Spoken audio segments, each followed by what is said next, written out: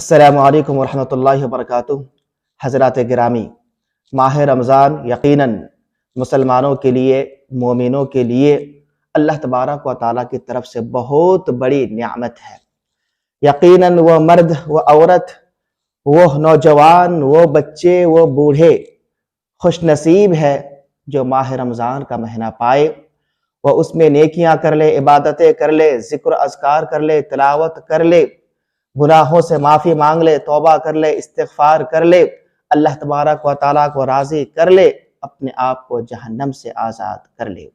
اور یقیناً وہ شخص، وہ مرد، وہ عورت، وہ نوجوان، وہ بوڑھے بہت ہی زیادہ بد نصیب ہے جو ماہ رمضان کا مہینہ پانے کے باوجود بھی نیکیاں نہ کر سکے، تلاوتیں نہ کر سکے، ذکر و اذکار نہ کر سکے، روزے نہ رکھ سکے، تلاوت نہ کر سکے، اپنے گناہوں کی معافی نہ کرا سکے، اپنے آپ کو جہنم سے آزاد نہ کرا سکے۔ یقیناً ایسے لوگ بہت ہی زیادہ بد نصیب ہے۔